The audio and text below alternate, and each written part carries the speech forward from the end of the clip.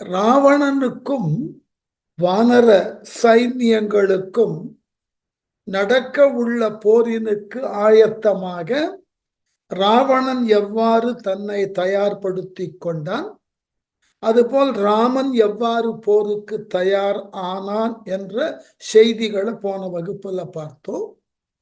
இன்றைய வகுப்புல இந்த போர்க்கள காட்சியை நேரடியாக கம்பன் மிக தெளிவாக தானே அருகிருந்து பார்த்தது போல எடுத்து சொல்ல முன் வருகிறார். ஆகவே போருக்கு ஆயத்தமாகி புறப்பட்ட ராமன் வானரப் படைகளுக்கு முன்னாக நின்று போரினை செய்தற்கு காத்துள்ள இலக்குவனோடு தானும் சென்று சேர்ந்து கொண்டான். அதுதான் அடுத்த பாட்டு. ஊழியின் உருத்திரன் உருவு கொண்டு தான் ஏழுயர் உலகமும் எரிக்கின்றான் என வாழிய வரிசிலை தம்பி மாப்படை கூழையின் நெற்றி நின்றானை கூடினான். ராமன் எப்படிப்பட்டவனாக இருந்தானா இந்த போர்க்களத்துல? ஊழியின் உருத்திரன் உருவு கொண்டு, ஊழி காலத்துல இந்த உலகு எல்லாம் அழிகின்ற பொழுது அதனை அழிப்பதற்காக உருத்திரன் எவ்வாறு இருப்பானோ அத்தகைய உருவினை ராமன் கொண்டிருந்தான். ராமன் ஊழிக்காலத்தே உயிர்களை எல்லாம் ஒரு சேர அழிக்கக்கூடிய உருத்திரன் வடிவு கொண்டு வந்தது போல் அந்த போர்க்களத்திற்கு வருகிறான். எப்படியத்தான் ஏழு உயர் உலகமும் எரிக்கின்றான். இந்த மண்ணுலகில் நடந்த போர் மட்டும் அல்ல, அல்லது நடக்க இருக்கின்ற போர் மட்டும் அல்ல. ராமனுக்கு மட்டும் அன்றைய நிலையில இருந்த ஆற்றலுக்கு ஏழு உலகையும் அழிக்கக்கூடிய ஆற்றல் பெற்றவனாயிருந்தான். ஏழு உயர் உலகமும் எரிக்கின்றான். அப்படிப்பட்ட ஆற்றலோடு விளங்கிய ராமன் எங்கு சென்றானாம் போர்ல? வாழிய வரிசிலை தம்பி. வாழிய வரிசிலை தம்பினாக்க வரிசிலை நன்கு வரிந்து கட்டப்பட்ட வில்லினை கொண்டிருக்கக்கூடிய தம்பி லக்குவன். இந்த வாழியன்னு சொன்னதற்கு என்னன்னாக்க அந்த வாழ்வதற்கு உரிய கட்டமைந்ததில்லை. அதாவது ஏனைய பிற உயிர்களையெல்லாம் வாழ்விப்பதற்கு என்று உறுதியோடு இருக்கக்கூடியதில் அந்த வில்லை பிடித்திருந்தவனாகிய லக்குவன் அந்த லக்குவனை சென்று அடைந்தான். லக்குவன் எங்கு நின்றிருக்கிறான்? மாப்படை கூழையின் நெற்றி நின்றான்.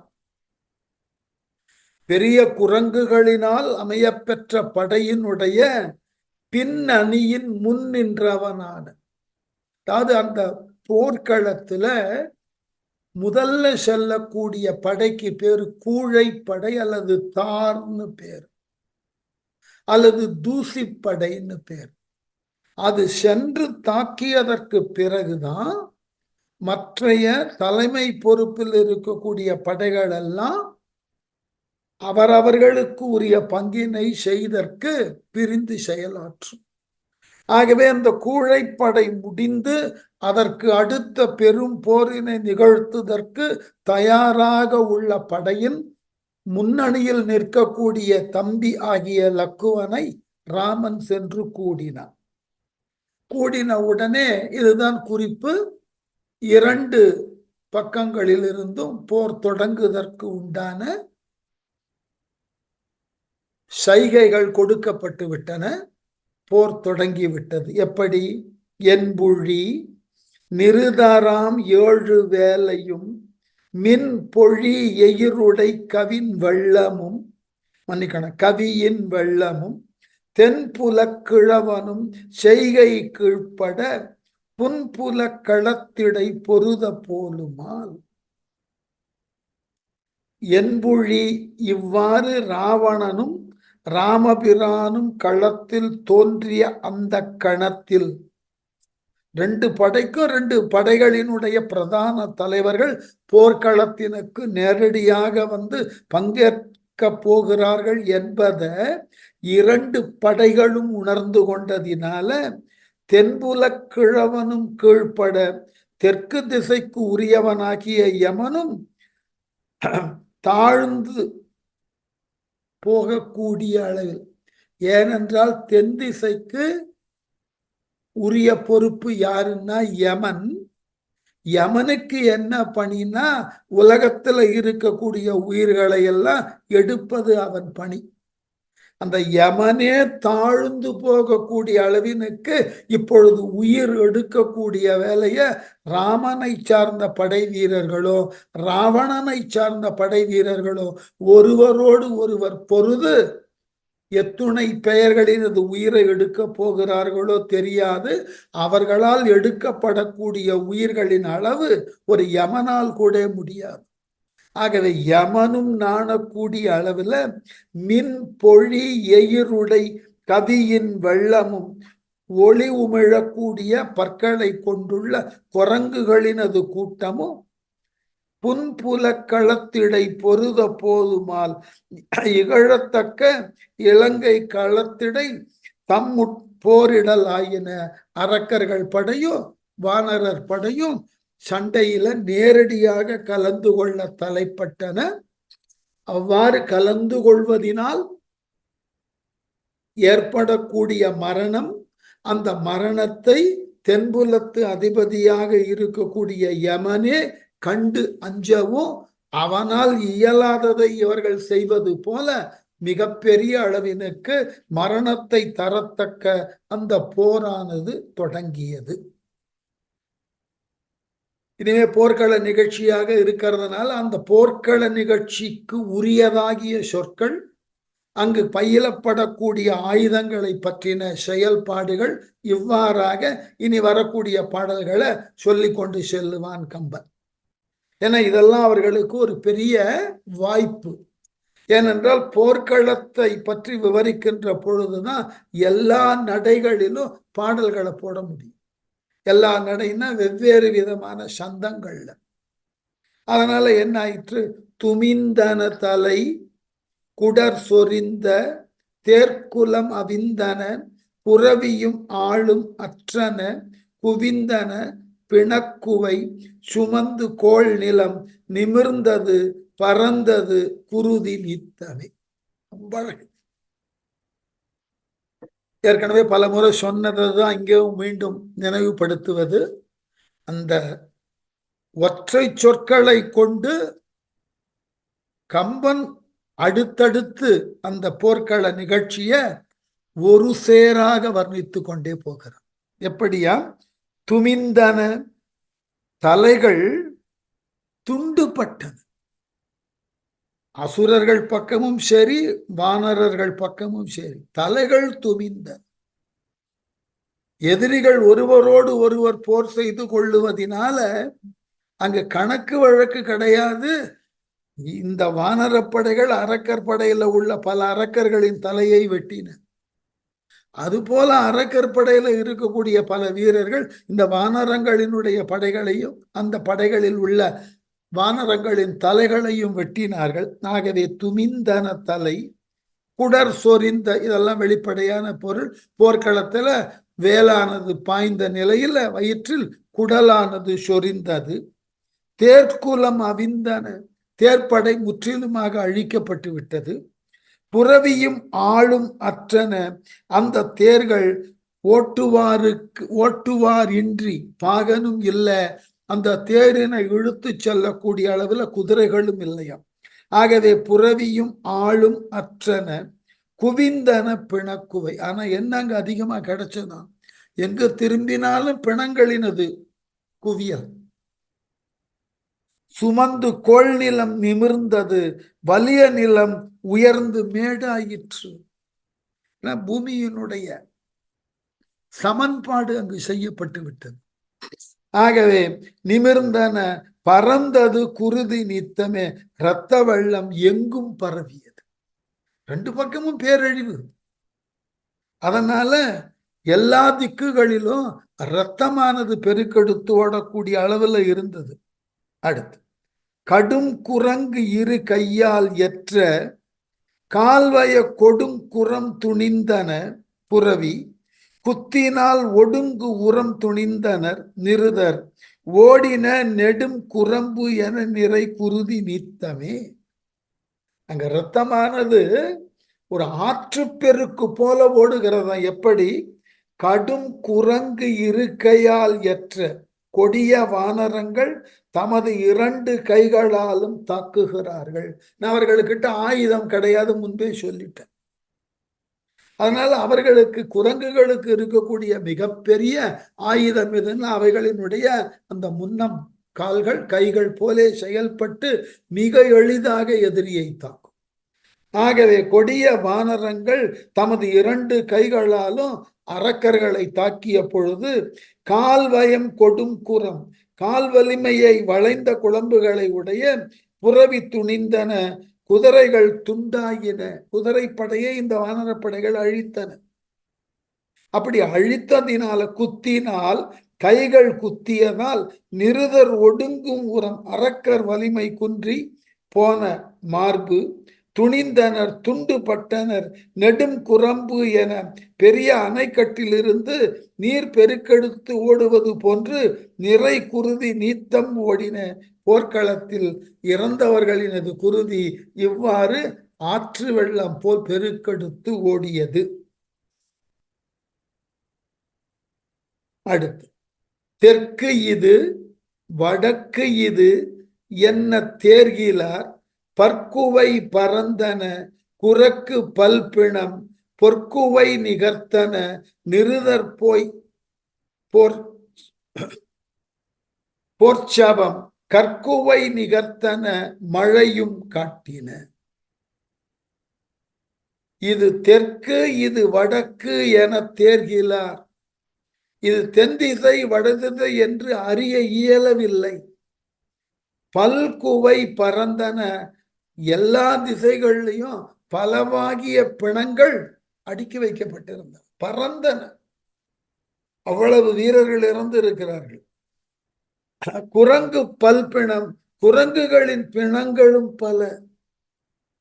பொன்குவை நிகர்த்தன, பொன்னாகிய வெள்ளி குவியலை போன்று தோன்றின இந்த குரங்குகள் எல்லாம். போர் நிருதர் சவம், போரிட்ட அரக்கர்களின் பிணங்கள் கல்குவை நிகர்த்தன, குவியலை போன்று குவிந்து கிடந்தன. மழையும் காட்டின, மேக கூட்டம் போன்றும் காட்சியளித்தன. ஏனென்றால் அரக்கர்கள் எல்லாம் கரிய நிறத்துல இருப்பார்கள். அவர்களை எல்லாம் முறையாக கொன்று குவித்ததினால அவர்கள் எல்லாம் மிகப்பெரிய மேகம் தவழக்கூடிய மலைகளை போலே அந்த பிணங்கள் எல்லாம் குவிக்கப்பட்டிருந்தன. அந்த அளவினுக்கு போர். இந்த மாதிரி போர்க்களமானது 2 பக்கமும் வீரர்கள் அழியவும், அழித்தவர்கள் ஆரவாரம் செய்து வெற்றி சின்னங்களை ஊதவும், அப்படிப்பட்ட நிலையில ராமன் தன்னுடைய வில்லினது ஒலியை எழுப்புகிறார். இந்த நாண சுண்டுதல் நீங்க எல்லா தமிழ் இலக்கியங்கள்லையும் பார்த்தீர்கள் என்றால், காவியங்கள்ல இந்த மாதிரியான வில் வித்தை அல்லது வில் போரை சொல்லுகின்ற பொழுது வந்தவர்கள், அந்த வீரர்கள் தங்கள் கையில் இருந்த வில்லினது நாணினை சுண்டினார்கள்னு வந்திருக்கும். என்ன காரணம்னா, ஏற்கனவே முன்பே சொல்லி இருக்கு, எல்லா வில்லும் ஒரு தன்மைத்தாக இருக்காது. அதனால்தான் அந்த வில்லுக்கெல்லாம் பேர் கொடுத்தான். யோசிச்சு பாருங்க. முதல்ல சிவனிடம் இருக்கக்கூடிய வீணைக்கு பேரு ருத்ர வீணைன்னு பேர். அது போல ஒவ்வொருவரிடமும் இருக்கக்கூடிய வீணைக்கு ஒரு மரியாதை கொடுத்து வைத்திருக்கிறார்.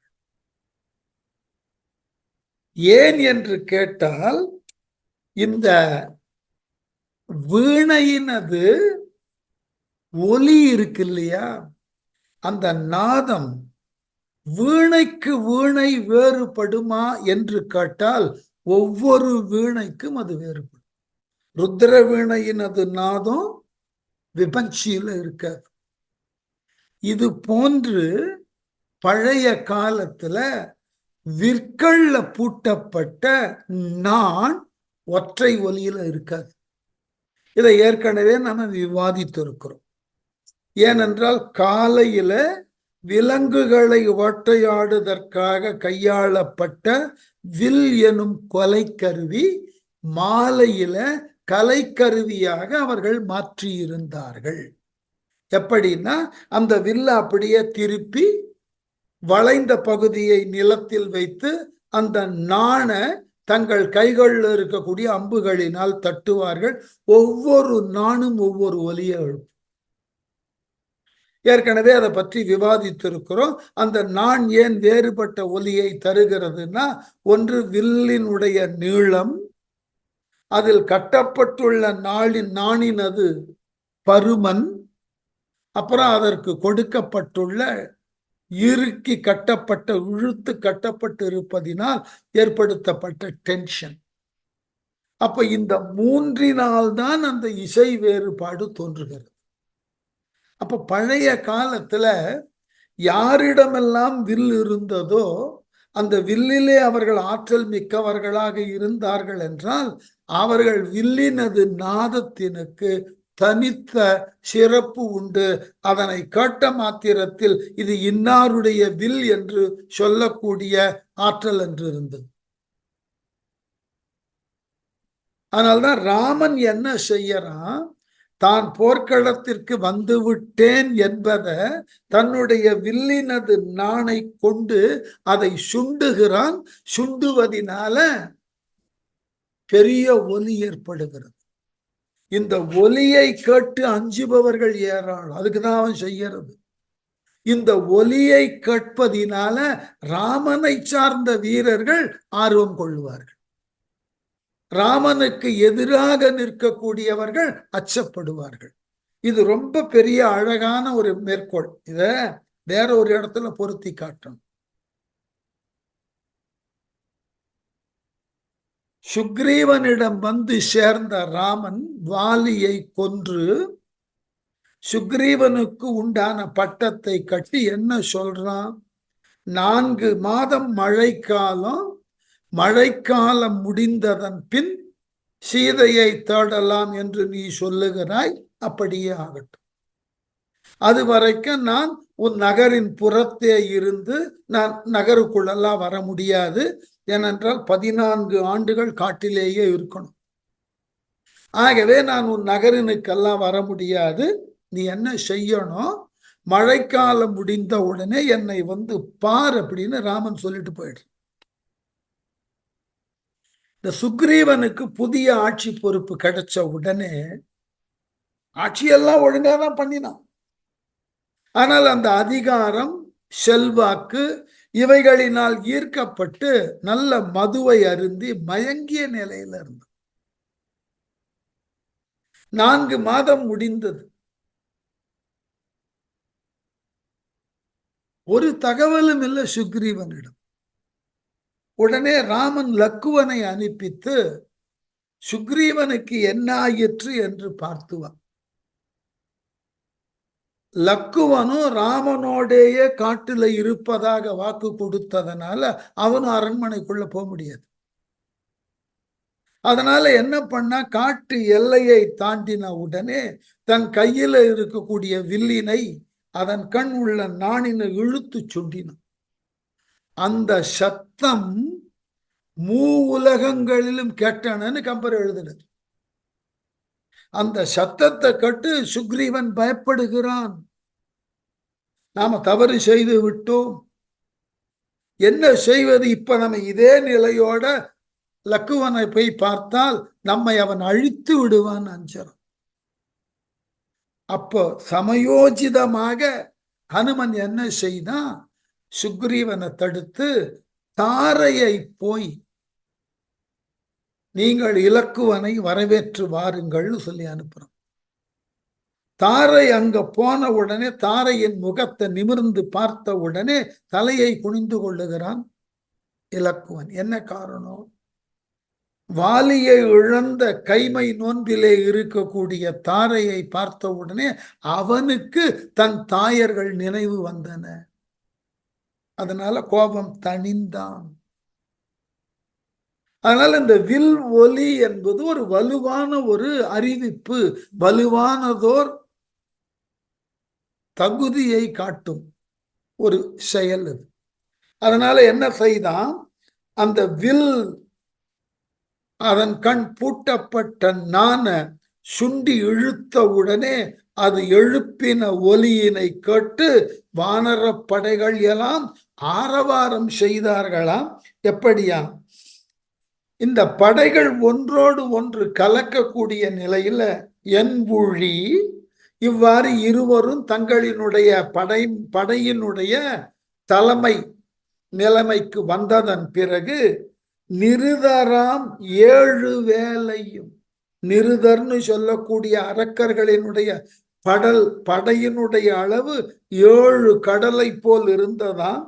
மின்பொழி எயிருடை கவியின் வெள்ளமும், பிரகாசமான பற்களை உடைய குரங்குகளினது கூட்டமோ, தென்புல கிழவனும் செய்கை கீழ்ப்பட உயிரை வவ்வக்கூடிய யமனினுடைய செயலானது வெட்கப்படும்படியாக இருந்ததா. அந்த அளவினுக்கு இவர்கள் ஒருவரை ஒருவர் தாக்கி உயிரை வவ்வினார்களாம். புன்புல களத்திடை பொருத போலுமால், இருவரும் அந்த புல்லிய போர்க்களத்துல ஒருவரை ஒருவர் தாக்கி அழித்து ஒருவரை ஒருவர் கொன்று கொண்டிருந்தார்கள். இங்கு விழக்கூடிய மரணத்தை பார்த்து யமனே தயங்கினானா. துமிந்தன தலை குடர் சொரிந்த தேர்க்குலமவிந்தன புரவியும் ஆளும் அற்றன குவிந்தன பிணக்குவை சுமந்து கோள் நிலம் நிமிர்ந்தது பறந்தது குருதி நீத்தமே. தலை துமிந்தன, தலைகள் துண்டுபட்டு போயின.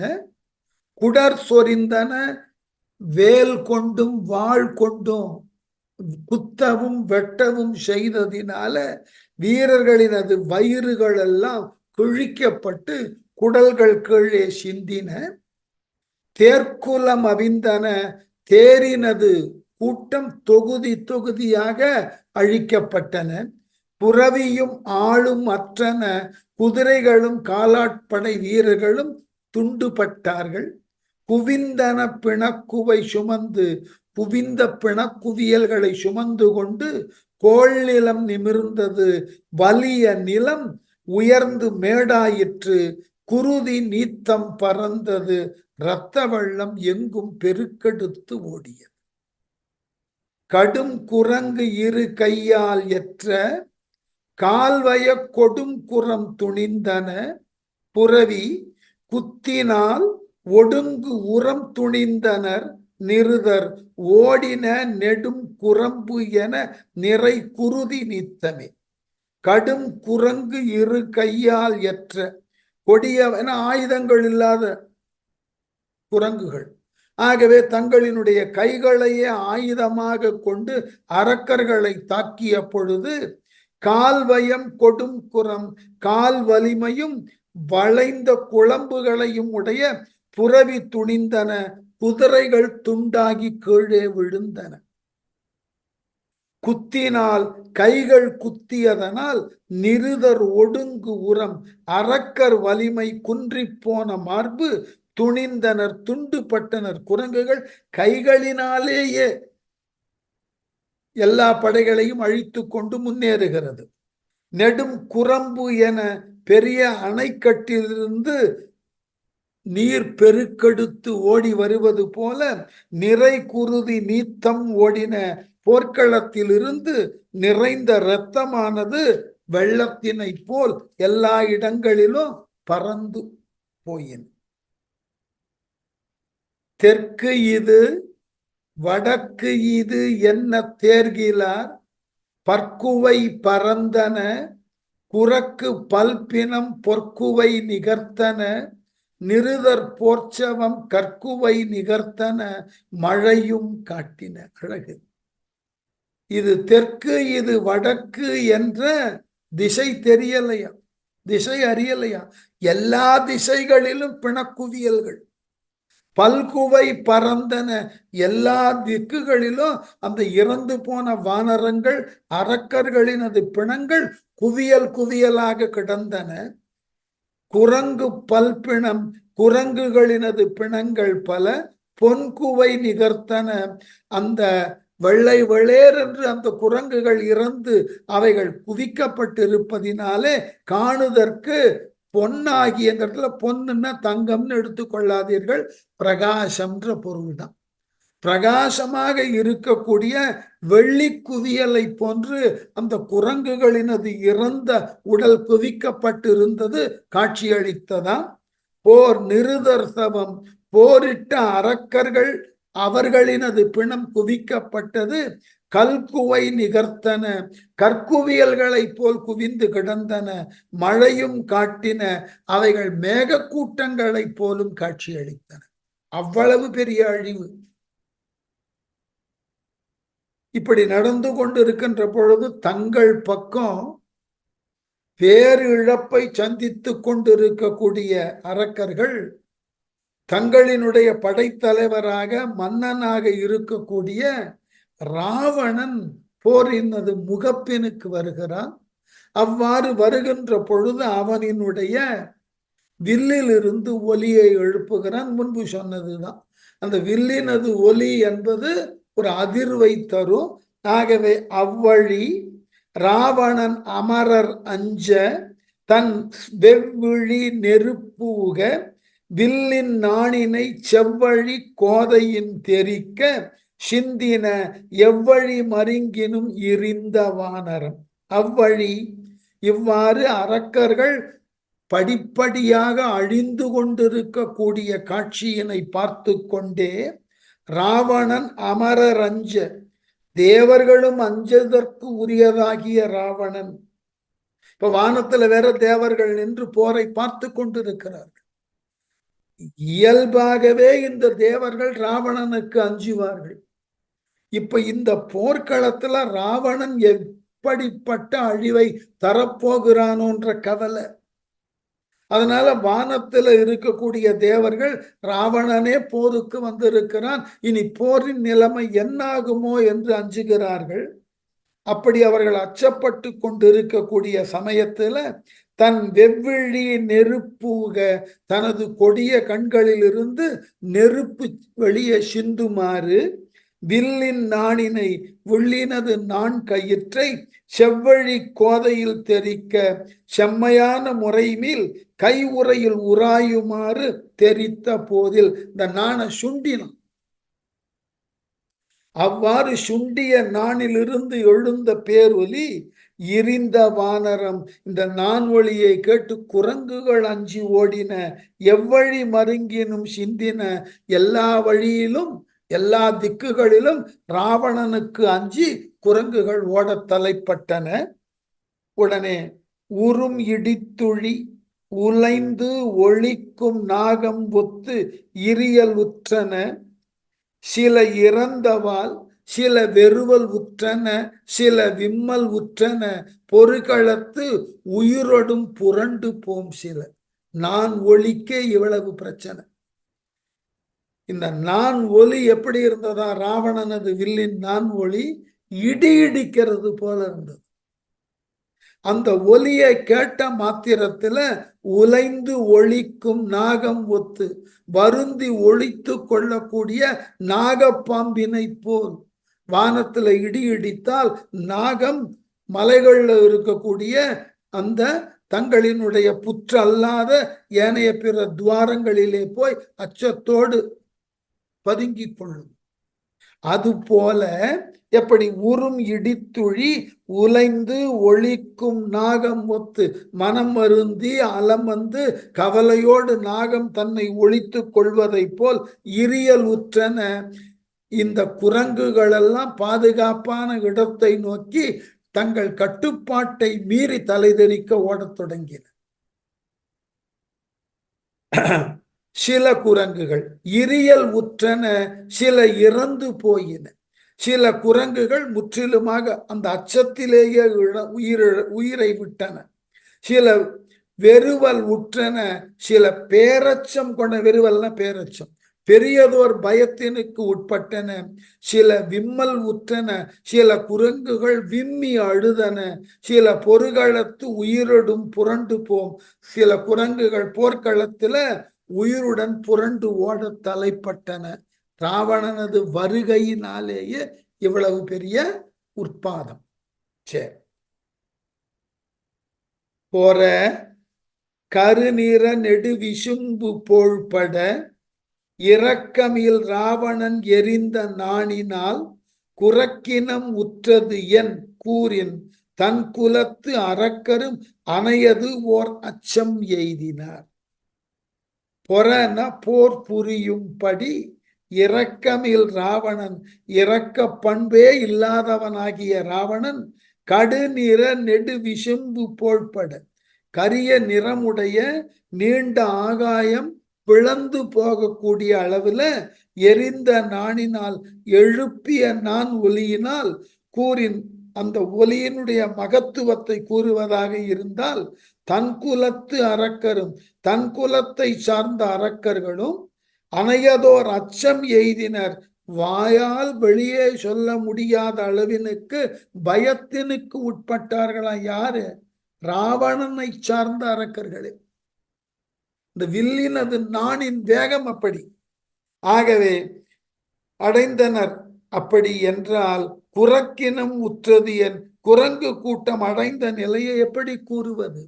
அன்றாடம் தங்களோடு பழகி இருக்கக்கூடிய ராவணனது வில்லினது நான் ஒலி அரக்கர்களையே அஞ்சச் செய்தன என்றால் அந்த ஒலியை புதியதாக கேட்கக்கூடிய குரங்குகள் என்ன செய்யும்? பயந்துதான் ஓடும். திக்குக்கு பலவாக குரங்குகள் பயந்து ஓடின. வீடனன் ஒருவனும் இளைய வீரனும் கோடு அணை குரங்கினுக்கு அரசும் கொள்கையால் நாடினர் நின்றனர். 4 திக்கிலும் ஓடினர் அல்லவர் ஒளித்தது உம்பரே. வீடனன் ஒருவனும், வீடனன் என்று ஒப்பற்ற அந்த இளைய வீரனும், இளைய வீரன் இலக்குவன், 2 பேரும் கோடு அணை குரங்கினுக்கு அரசும், மரக்கிளைகளிலே உலவும் குரங்குகளின் தலைவனான சுக்ரீவனும் கொள்கையால் நாடினர் நின்றனர். வீர கொள்கை நெறியை எண்ணி நின்றார்கள். அவர்கள் எதிர்த்து அந்த ஒலியை கேட்டோன்னு இவர்கள் ஓடல. அல்லவர், இவர்கள் அல்லாதவர்கள் 4 திக்கினும் ஓடினார்கள். அப்படி ஓடியவர்களை உம்பர் ஒழித்தது, வானுலகோரும் மறைத்து கொண்டனர்.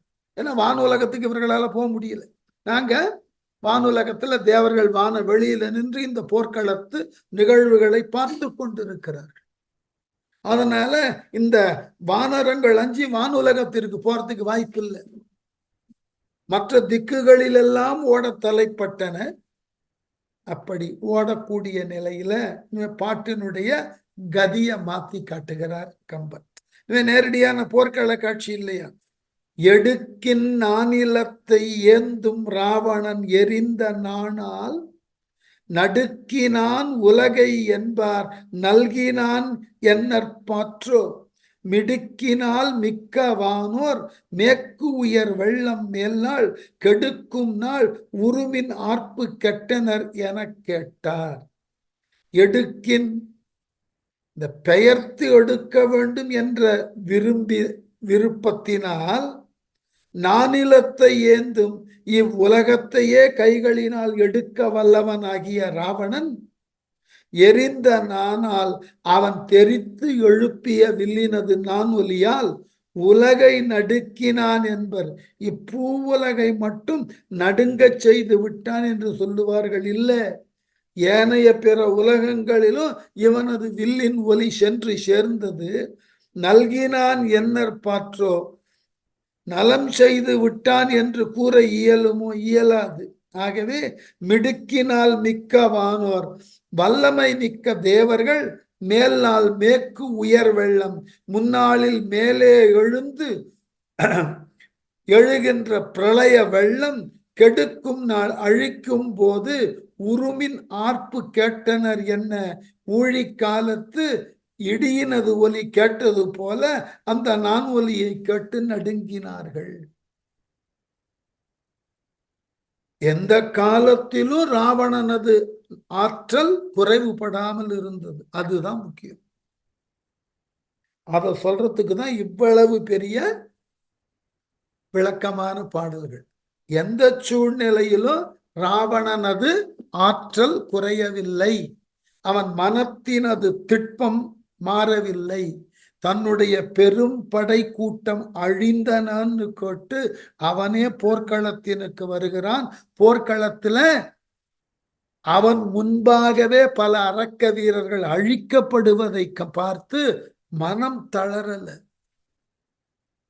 மாறாக தன்னுடைய போர் திறமையை காட்டுவதற்கு முன் வந்தான். அந்த போர்ல முதல்ல சுக்ரீவன் ராவணனோடு போர் செய்ய வருகிறான். அந்த காட்சி எடுக்கின் நானிலத்தை ஏந்தும் ராவணன் எரிந்த நானால் இவ்வுலகையே எடுத்து ஏந்த வல்ல ராவணன் அவனால் எழுப்பப்பட்ட நானின் ஒலியால் உலகை நடுக்கினன் என்பர். இப்பூவுலகை மட்டும் நடுங்கச் செய்து விட்டான் என்று சிலர் சொல்லுகிறார்கள். நல்கினான் எனற்பாற்றோ வானுலகுக்கு விளக்கம் தந்து நலம் செய்து விட்டான் என்று கூற இயலுமோ? ஏனென்றால் மிடுக்கினால் மிக்க வானோர் வலிமை மிக்க தேவர்கள் மேனால் மேற்கு உயர் வெள்ளம் முன்னாளில் மேல் எழுந்து உயர்ந்ததாகிய பிரளய வெள்ளம் கெடுக்கும் நாள் அழிக்கும் போது உருமின் ஆர்ப்பு கேட்டனர் என ஊழிக்காலத்தில் இடியினதி ஒலி கேட்டது போல கேட்டார். அந்த நான் ஒலியை கேட்டு நடுங்கினார்கள். இந்த நான் ஒலியானது பூவுலகை பாதித்தது ஒரு பக்கம். வானுலகில போய் அந்த ஒலி கேட்ட உடனே இது ராவணனது வில்லில் இருந்து எழக்கூடிய ஒலின்னு தெரிஞ்ச உடனே அந்த தேவர்கள் பயப்பட தலைப்பட்டார்களாம். என்ன காரணம்? நாமெல்லாம் நம்பிக்கையோடு இருக்கிறோம், ராவணன் அழிவான், ராமன் அதற்காகத்தான் இங்கு வந்திருக்கிறான்னு. போர் இன்னும் தொடங்கல. அதற்கு முன்னதாகவே ராவணனது நான் ஒலி எல்லா உலகங்களிலும் பரவி எல்லோரும் அந்த ஒலிக்கு அஞ்சி வானுலகில் இருந்த தேவர்கள் தான் வேற விதமாக அஞ்சினார்கள்.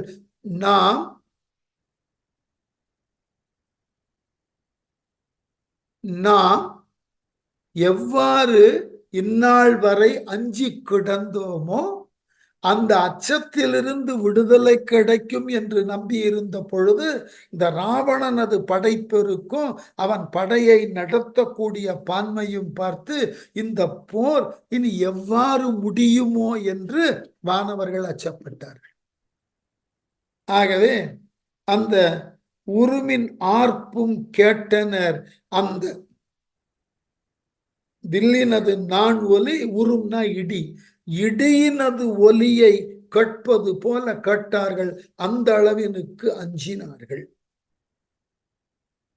இப்போ ராமன் ராவண நோய் சந்திப்பதற்கு முன்னாடி ராவணன் சுக்ரீவனை சந்திக்கிறான். இது அந்த காலத்து போர் முறை. இதெல்லாம் எடுத்த உடனே ஒரு பெரும் படைத்தலைவன் மாற்று நிலையில இருக்கக்கூடிய அதே தகுதியோடு உடைய படைத்தலைவனை எடுத்த உடனே போர்க்களத்துல சந்திப்பது மரபு இல்லை. முதல்ல தன்னுடைய வீரத்தை, தன்னுடைய தகுதியை முதல்ல நிலைநிறுத்துவதற்காக தன் முன்னே வந்த ஏனைய பிற படைத்தலைவர்களை வென்று அவர்களை எல்லாம் ஒன்றுமில்லாமல் ஆக்கி அதனால் உயர்ந்த நிலை வருகின்ற பொழுது இவனை இவ்வாறே விட்டு சென்றால் பொருத்தம் இருக்காது என்று நம்பி போரினை தனித்து தொடங்குவதற்கு அந்த கதையின் நாயகன் முன்னுருவான். அதேதான் எல்லா பகுதிகளிலையும் பார்க்க. அதனால முதல்ல சுக்ரீவன் போருக்கு போறான் ராவணனோட. ஏந்திய சிகரம் ஒன்று அங்கு இந்திரன் குலிசம் என்ன காந்திய உருமின் விட்டான் கதிக்குலத்து அரசன் அக்கல் நீத்த அரு நெருப்பும் சிந்தி நிமிர்தலும் நிறுதற்கு எல்லாம் வேந்தனும் பகழி ஒன்றால் வெறும் துகள் ஆக்கி வீழ்த்தான். குரங்குகளினது மன்னனாகிய சுக்ரீவன் என்ன நினைச்சான்? கவிக்குலத்து அரசன், குரங்குகளினுடைய தலைவனாகிய சுக்ரீவன் அங்கு அப்பொழுது காந்திய உருமின் மிக அச்சத்தினை தரக்கூடிய இடி விழுந்ததை கேட்டு இந்திரன் குலிசம் என தேவேந்திரனது வஜ்ராயுதத்தை போல விட்டான், வீசி எறிந்தான். வஜ்ராயுதத்தினை போன்று ஒலியை எழுப்பியதான் அந்த போர்க்களத்தில் இருந்த படை வீரர்கள் ஒருவரோடு ஒருவர் போர் செய்ய அந்த சுக்ரீவனினுடைய படை ராவணனை தாக்குகின்ற பொழுது இந்திரன் குலிசம் என்ன தேவேந்திரனது வஜ்ராயுதத்தை போல ஒரு ஆயுதத்தை எய்தான். அக்கல் அவ்வாறு இந்த சுக்ரீவனால் எறியப்பட்ட அந்த மலை, அந்த கல் நீத்தாறு நெருப்பு சிந்தி நீந்துவதற்கு அரியதாகிய நெருப்பினை கக்கி கொண்டு செல்ல, அவ்வாறு வந்த அந்த மலையை தன் மேல் வந்த அந்த மலையை நிமிர்தலும் மேல் வந்த பொழுது நிருதற்கு எல்லாம் வேந்தனும் அரக்கர்களுக்கு எல்லாம் மன்னனாகிய ராவணன் பகழி ஒன்றால் அம்பு ஒன்றினால் வெறும் துகள் ஆக்கி வீழ்த்தான், வெற்று பொடியாக ஆக்கி அந்த பாறையை தூள் தூளாக்கினான். ஆகவே சுக்ரீவனது முயற்சி தோல்வியில முடிந்தது. அடுத்து எப்படி போர் நடக்கிறது? அண்ணல் வாழ் அரக்கன் விட்ட அம்பினால் அழிந்து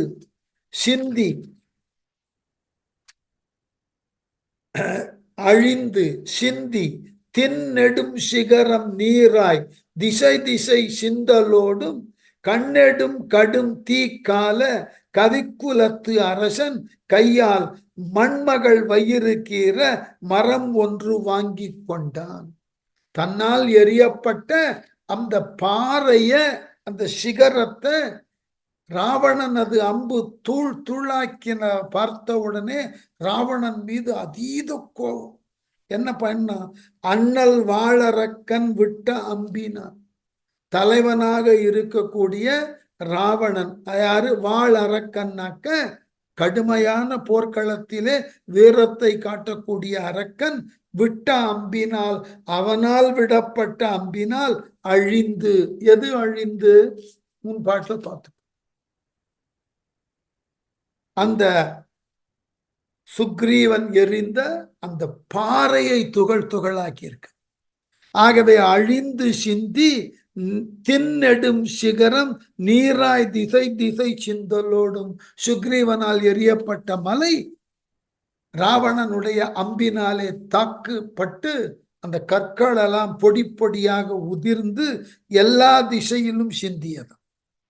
கண்ணெடும் கடும் தீ கால தன்னால் எரியப்பட்ட பாறையானது அல்லது மலையானது நொறுக்கப்பட்டு விட்டதை கண்ட மாத்திரத்திலே சுக்ரீவனுக்கு கண்கள் எல்லாம் நெருப்பு பொறி பறந்ததா. கடுந்தீ கால கவிக்குலத்து அரசன், கவிக்குலம்னா குரங்குகள் குலம், குரங்குகளினது தலைவனாகிய சுக்ரீவன் கையால் மண்மகள் வயிறு கீற மரம் ஒன்று வாங்கி கொண்டான். தன் கைகள்ல ஒரு பெரிய மரத்தை பெயர்த்து எடுத்தான். நிலமகளே பிளந்தாளாம். அந்த மரத்தை அவனுக்கு கொடுத்து உதவ. அந்த மரத்தை எடுத்து அவன் என்ன செய்தான்? கொண்ட மாமரத்தை அம்பின் கூட்டத்தால் காட்ட தக்க கண்டம் ஆயிரத்தின் மேலும் உள என கண்டம் கண்டான். விண்ட வாழறக்கன் மீது விசும்பு எறி பறக்க விட்டான். பண்டையால் பண்டை மால் வரையின் மிக்கது ஓர் கிரி பருதி மைந்தன். ரொம்ப அழகான பாட்டு. கொண்ட மாமரத்தை, சுக்ரீவன் கை கொண்ட மாமரம்னா பெரிய மரம்னு எடுத்துக்கணும். மாங்காய்க்கு உண்டான மரம் அல்ல. மாமரத்தை அம்பின் கூட்டத்தால் காட்டத்தக்க, அம்புகளின் மிகுதியால் மட்டுமே செய்யத்தக்க கண்டம் ஆயிரத்தின் மேலும் உள்ள துண்டுகள் ஆயிரத்தினுக்கு மேலாக உள்ளன என என்று எண்ணும்படி கண்டம் கண்டான். துணைப்படுத்தினான் ராவணன் பருதி மைந்தன். அப்பொழுது சூரிய மைந்தனாகிய சுக்ரீவன் விண்ட வாழ் அரக்கர் மீது அம்மரத்தை பிளந்த ராவணன் மேல் எரி விசும்பு பறக்க தீ விண்ணிலே பறக்குமாறு பண்டை மால்வரையின் மிக்கது ஓர் கிரி விட்டான். முன்னால் எரிந்த பெரிய மலையினும் பெரிதான ஒரு யானையை சுக்ரீவன் ராவணன் மீது வீசி அதனை கொல், இல்லை என்றால் அதனால் நீ என்னாகிறாய் பாருன்னு எரிஞ்சான். ராவணனுக்கு இதெல்லாம் சர்வசாதாரணம். இந்த மாதிரியான போர்க்களம் எல்லாம் அவனுக்கு ரொம்ப இயல்பான ஒரு ஆர்வத்தையும், இன்னும் சொல்ல போனாக்க இது நாள் வரைக்கும் செய்து வந்த பயிற்சிய எங்காகிலும் ஒரு இடத்துல பூரணமாக எக்ஸசைஸ் பண்ணி காண்பிக்கணும் இல்லையா? அந்த மாதிரிதான் இந்த போர்க்களத்தை ராவணன் தொடக்கத்துல கருதி. இன்னும் ஒரு 10 பாட்டு போனா உண்மை தெரியும். ராவணன் உண்மையிலேயே இந்த போர்க்களத்தை மிக எளிதாக கை கொண்டு விடலாம்னு தான் நம்பினான். எத்துணை பேர்கள் அவனுக்கு அறிவுரை சொன்னாலும் அந்த அறிவுரை அவன் மனது ஏன் ஏற்கலைன்னா, ஒன்று தன்னுடைய போர் தலைமையில அவனுக்கு இருக்கக்கூடிய ஆளுமை, அதை வச்சுக்கலாம், அதை நாம மறுக்க முடியாது, ஏன்னா பல போர் கண்டவன். மற்றொன்று, தான் நிச்சயமாக வெற்றி பெற்று விடலாம், ஏனென்றால் எதிர்க்கே வந்திருக்கக்கூடிய சேனைகள் எல்லாம் வானரங்கள், கைகள்ல ஆயுதமே கிடையாது, இவைகள் எல்லாம் இயற்கையில் இருக்கக்கூடிய ஆயுதங்களாகிய கற்கள், மலைகள், மரங்கள், இவைகளை கொண்டுதான் தாக்கப் போகின்றன. அது நமக்கு கைவந்த கலை, அதை கொண்டு நாம் நம்மை காப்பாற்றிக் கொள்ளலாம்னு முடிவு பண்ணிட்டதுனால என்ன ஆயிற்று,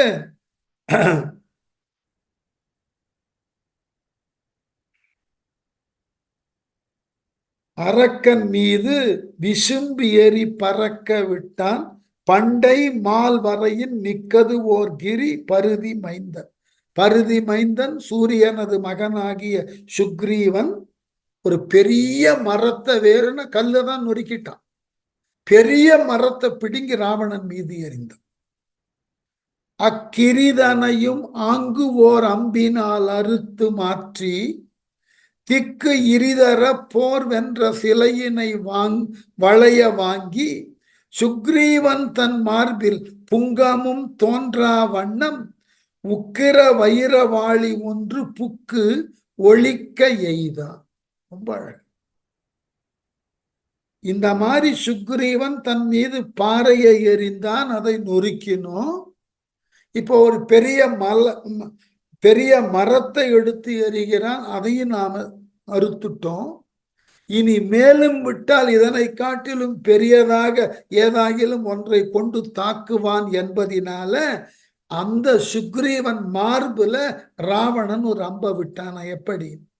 அம்பினால் அறுத்து மாற்றி திக்கு இரிதர போர் வென்ற சிலையினை வளைய வாங்கி, எல்லா திக்குகளிலும் பண்டொரு காலத்தில் வெல்லுதற்காக இவனிடம் துணையாக இருந்த அந்த வில்லினை வளைத்து சுக்ரீவன் தன் மார்பில் புங்கமும் தோன்றா வண்ணம், சுக்ரீவனுடைய மார்பில அம்பின் அடிமுனையும் புகுந்தமை தோன்றா வண்ணம். ஞாபகம் வச்சுக்கணும். நம்மெல்லாம் இன்னைக்கு விளையாட்டு நிகழ்வுகள்ல இந்த வில் அம்புக்குன்னு போட்டி இடுவதை பார்த்துருக்கலாம் செய்திகள்ல, அல்லது நம்முடைய தொலைக்காட்சிகள்ல, அந்த செய்தி பிரிவுகள்ல ஒரு சில நாட்கள்ல இந்த மாதிரி வீரர்கள் காமன்வெல்த் போட்டியில, ஏசியன் போட்டியில, அதற்கு மேலான ஒலிம்பிக் போட்டியில இந்த மாதிரி இந்த வில் வித்தையை காட்டக்கூடிய அந்த வீரர்களினுடைய செயல்பாட்டை பார்க்கலாம். எப்படின்னா, ஒரு குறிப்பிட்ட இலக்கை வைத்துக்கொண்டு அந்த இலக்குக்கு நேர் எதிராக இவர்கள் ஒரு தொலைவில் நிற்க வேண்டும். நின்று அந்த இலக்கு நோக்கி அம்பை எய்யணும். அந்த இலக்குகளை 4 வட்டங்கள் இருக்கும். இது எல்லாருக்கும் தெரிந்த செய்தி. இந்த அம்பானது அம்பு அல்லது துப்பாக்கியாக இருந்தாலும் அதிலிருந்து வெளியேற்றப்படக்கூடிய அந்த தோட்டா என்கின்ற குண்டு மிகச்சிறந்த வீரனாக இருந்தால் அவனது ஒவ்வொரு பிரயோகத்திலும் அந்த அம்பானது புல் என்று சொல்லக்கூடிய அந்த வட்டத்தின் நடு மையத்தில் போய் தைக்கும். தோட்டாவா இருந்தா அதை துளைத்து கொண்டு போகும். கம்பன் ஒரு படி மேல போனான். இல்ல, இந்த சுக்ரீவனது போற ரசிச்ச ராவண அவன் பேரழிவை தந்ததினால சற்று கோபம் கொண்டான். சுக்ரீவன் முதல்ல இவனோடு போர் செய்ய வந்த பொழுது முதல்ல பெரிய பாறையை எடுத்து வீசினா அதை பொடியாக்கினான். அதற்கு அடுத்து சுக்ரீவன் பெரும் மரத்தை பறித்து எறிந்தான், அதை துண்டாக்கினான்.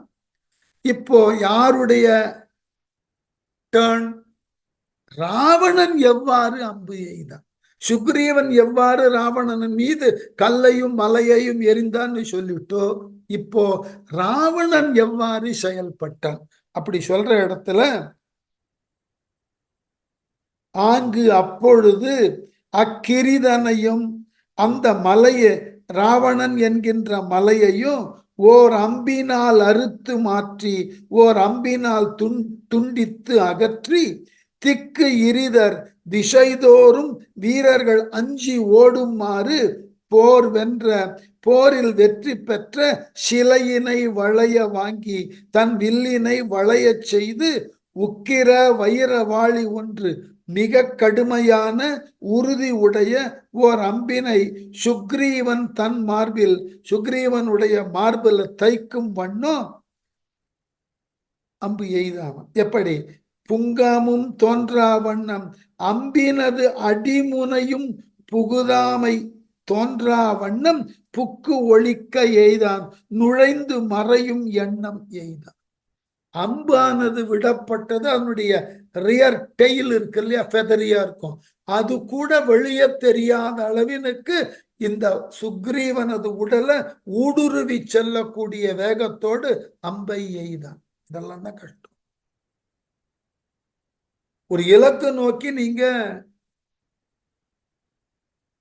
அம்பை எய்து விடலாம். வாலி வதையில பார்த்திருப்போம், தன்னை ராவணன் கொல்ல மாட்டான், அவன் சுக்ரீவனுக்கு உடனாக இருப்பான் அப்படின்லாம் எண்ணல வாலி. ராமனது பானம் இவன் மார்புல பட்ட உடனே அதை தடுத்து கையில பிடிச்சான், இல்லைன்னா அவன் மார்பை ஊடுருவி கொண்டு போயிருக்கும். தடுத்து கையில பிடிச்சான். அது போல எல்லா போர்க்களத்திலும் இந்த மாதிரி வில்வீரர்கள் எய்கின்ற பொழுது ஒன்று அதை தடுக்கலாம், இல்ல அந்த அம்பினால் தாக்கப்படலாம். என்ன சொல்றார்? இந்த அம்பினை ராவணன் எய்ய அதன் பின் இந்த அம்பானது வேகமா போறதுக்கு அந்த அம்பினுடைய பின்பகுதியில பறவைகளின் அது இறகெல்லாம் வைத்திருப்பார்கள். அந்த பின்பகுதியானது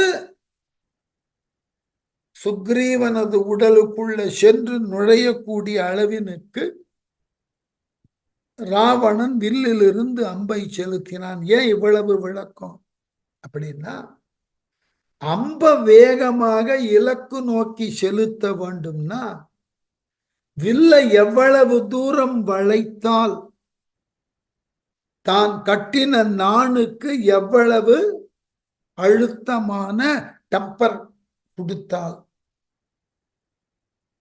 விரைவா போ. இதை தெரிந்துதான் அவன் என்ன எழுதுனான் கம்பன், திக்கு இரிதர போர் வென்ற சிலையினை வளைய வாங்கி. ராவணன் கையில இருந்த வில்லானது பண்டொரு காலத்துல எல்லா திக்குகளும் இந்த வில்லினது ஒலியை கேட்டு சிதறி ஓடக்கூடிய அளவுல வீரர்கள் இருந்த போர்க்களம் வென்ற சிலையினை வளைய வாங்கி சுக்ரீவன் தன் மார்பில் புங்காமும் தோன்றா வண்ணம். சுக்ரீவனுடைய மார்பில் அம்பு பாய்ந்தது. அந்த இடத்துல புங்கம் அப்படின்னு சொன்னாக்க வேற ஒன்றும் இல்லை, அம்பினோட பின்பகுதி அடிமுனை. அதுவே வெளியே அப்படியே மார்பில் போய் பதிந்து விட்டது. தோன்றா வண்ணம் உக்கிர வைர வாளி ஒன்று புக்கு ஒழிக்க, கடுமையான சினத்தோடு உறுதி வாய்ந்த ஒரு அம்பானது அவன் மார்பில் சென்று தைத்து ஓய்ந்தது. அந்த அளவினுக்கு அம்பினது வேகத்தை எய்தற்கு ஆற்றல் இருக்கும். எதிரியினுடைய மார்பை நோக்கி எய்யப்படக்கூடிய அம்பு, அந்த அம்பானது பட்ட வேகத்துல துளைத்து கொண்டு வெளியே போகணும். அப்பதான் அவன் வில்வித்தையில சிறந்தவன். அதனாலதானே 7 மராமரத்தை ஒன்றன் பின் ஒன்றாக நிற்க வைத்து அம்பையே சொன்னான். அதுதான், அந்த வில்லை எவ்வளவு தூரம் வளைக்கிறீர்களோ அவ்வளவு தொலைவுக்கு உங்களினுடைய அம்பானது வேகமாக செல்லும். இதை தெரிந்து கம்பன் எழுதுறான், இவ்வாறு இவனது அச்சம் தரக்கூடிய வில்லில் இருந்து புறப்பட்ட அம்பு அதன் பின்முனை கூட தெரியாத அளவிலே சுக்ரீவனது மார்பிலே ஊடுருவி நின்றது. இந்த அடி வாங்கின உடனே சுக்ரீவனுக்கு உடல் தளர்ந்து போயிட்டு என்ன செய்ய முடியும், ஒன்றும் தெரியல. அப்ப சுக்ரீவனை அந்த போர்க்களத்தை விட்டு அப்புறப்படுத்தணும். ஆகவே ஹனுமன் சுக்ரீவன் அருகே வருகிறான். எப்படி? சுடு சுனை மன்னிக்கணும், சுடு கனை படுதலோடும் துளங்கினான் துளங்கா முன்னம் குடதிசை வாயில் நின்ற மாருதி புகுந்த கொள்கை உடன் நிறைந்தது அறிந்தான் என்ன ஓர் இமை ஒடுங்கா முன்னர் வடதிசை வாயில் வந்து மன்னவன் முன்னர் ஆனான். இப்ப என்ன பண்ணணும்? இந்த சுக்ரீவனை போர்க்களத்தை விட்டு ஒதுக்கி கூட்டிட்டு போகணும். அந்த காலத்துல அந்த மரபுகள் பேணப்பட்டிருந்தன. ஒரு வீரன் அடிபட்டு விட்டான், இனி அவனால் போர் செய்ய முடியாதுன்ற நிலை தெரிந்தவுடனே அவனை தாக்கி கொண்டு இருக்கக்கூடிய வீரன் அவனை விட்டுட்டு வேற இடத்துக்கு போயிடும். ஏனென்றால் இவனிடம் ஆயுதம் இல்லை, நம்ம தாக்கின வேகத்தில் அவன் உடல் குலைந்து இருக்கிறது, கொஞ்சம் ஆசுவாசப்படுத்திக்கிட்டு பின்னாடி வரட்டும்னு விட்டுட்டு போவோம். இது அன்றைய போர்க்களத்துல இருந்த ஒரு நாகரீகமான முறை. இப்ப அதெல்லாம் இல்லை. அதனால இந்த போர்க்களத்துல ராவணனது அம்பினால் தாக்கப்பட்டு செயலற்ற நிலையில இருந்த அந்த சுக்ரீவனை பாதுகாக்க அங்கு அனுமன் வந்து சேருகிறான். கடுகனை படுதலோடும் அந்த எரி அம்பு பட்ட உடனே துளங்கினான் சுக்ரீவன் உடல் தளர்ந்து துளங்கா முன்னம் அவன் தளர்வதற்கு முன்னமேயே புகுந்து கொள்கை உடன் உறைந்து அறிந்தான் என்ன. நிகழ்ந்த நிகழ்ச்சிகளை எல்லாம் இருந்து அறிந்தவனை போல, நான் எல்லாம் அனுமனுக்கு தெரியும், அறிந்தவனை போல குடதிசை வாயில் நின்ற மாருதி கோட்டையின் மேற்கு வாயிலிலே அழிப்பதற்காக நின்ற ஹனுமன் என்ன செய்தான்? ஓர் இமை ஒடுங்கா முன்னர் ஒரு கண் சிமிட்டுதற்கு உண்டான நேரத்தினுக்கு உட்பட்டு இந்த சுக்ரீவன் விழுந்த வாயிலுக்கு வந்தவன் என்ன செய்தான்? வடதிசை வாயில் வந்து வடக்கு கோட்டை வாயிலுக்கு வந்து மன்னவர் முன் ஆனான்.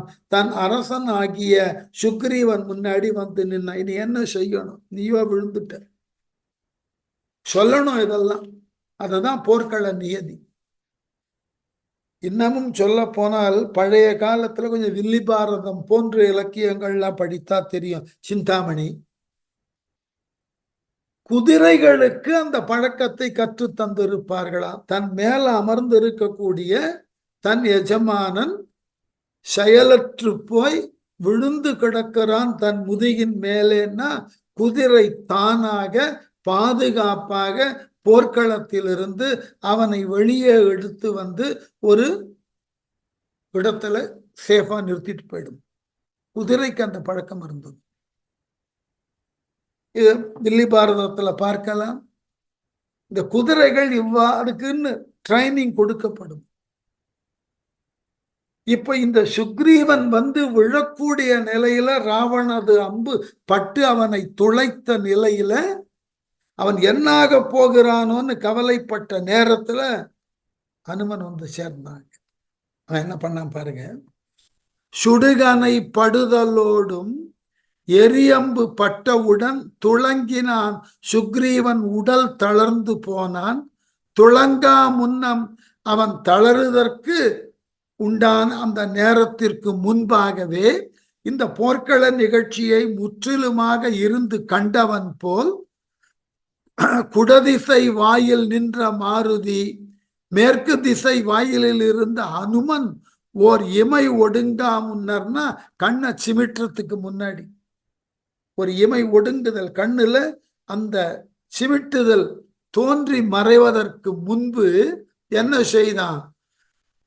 இமைப்பொழுது கழியும் முன்பே வடதிசை வாயில் வந்து வடக்கு கோட்டையின் வாசலுக்கு வந்து மன்னவன் முன்னர் ஆனான். தன் அரசனாகிய பெரிய ஆகிய சுக்ரீவன் முன்பு வந்து நிற்கிறான் ஹனுமன். என்ன பண்றது? என்ன பண்ணணும்?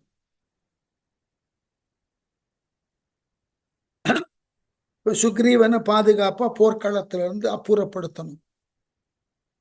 அந்த சுக்ரீவன் இருந்த இடத்திற்கு மற்றொரு வீரன் படைத்தலைவன் வரணும்.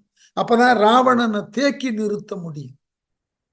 அதனால என்னன்னு கேட்டான், பரிதிசை தேரா முன்னம் பருவலி அறக்க பல்போர் புருதியோ என்னோடு என்ன புகையழ விழித்து பொங்கி வருதியல் வாவா என் பான்மேல் மலை ஒன்று வாங்கி கருதியே அணைய தோளால் வீசினான் காலின் தோன்று.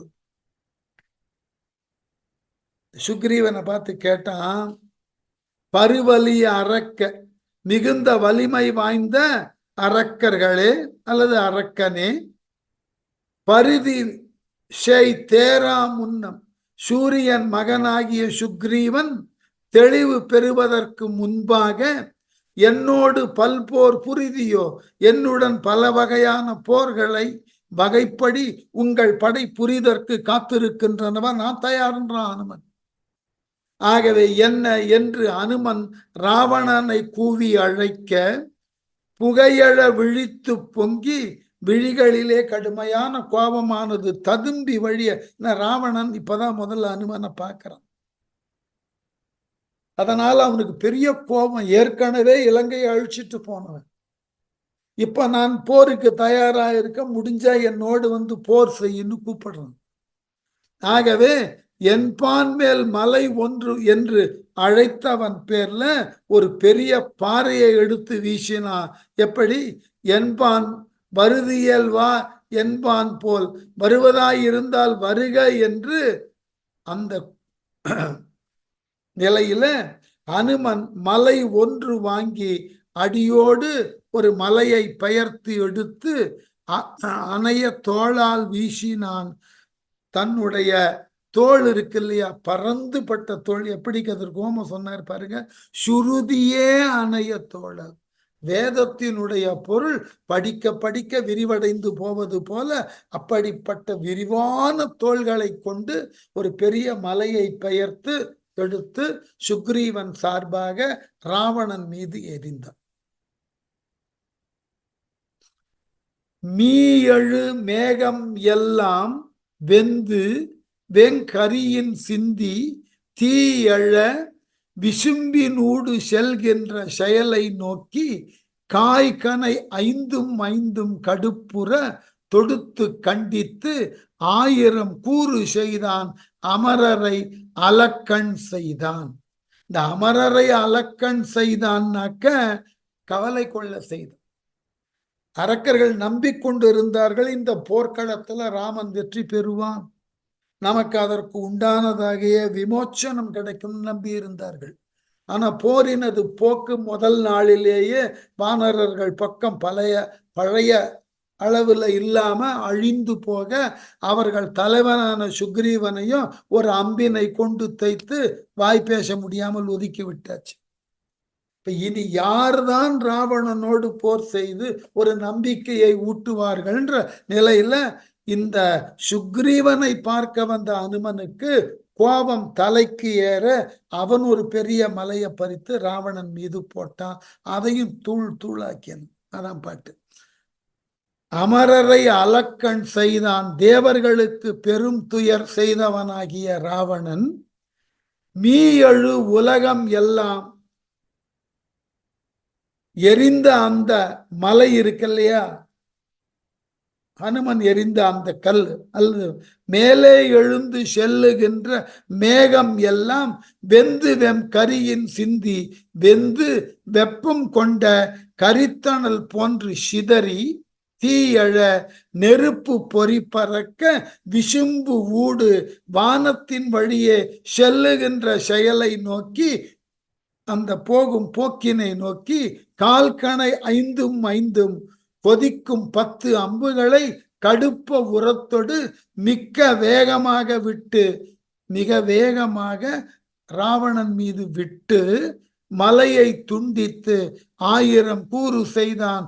தங்கள் முன் தடையாக நின்ற அந்த பாறைய, அந்த மலையை இவன் தன் வில் கொண்டு துகள் துகளாக மாற்றினான். அடுத்து மீட்டு ஒரு சிகரம் வாங்கி வீங்கு தோல் விசையின் வீசி ஓட்டினான். ஓட்ட வானத்து உருமினும் கடுக ஓடி கோட்டு வெஞ்சிலையின் வாளி முன் சென்று கொற்ற பொன் தோல் பூட்டிய வலயத்தோடும் பூழியாய் போயிற்று அன்றே. கம்பன் வாய்ப்பு கிடைச்சா தற்குறிப்பேற்றம் சொல்லணும் இல்லையா? அதனால மீட்டு ஒரு சிகரம் வாங்கி அனுமன் மீண்டும் ஒரு பெரிய பாறையை எடுத்தான். வீங்கு தோல் விசையின் வீசி மிகுந்த தோள்களின் விசையால் ராவணன் மீது வீசினான். ஓட்டினான்.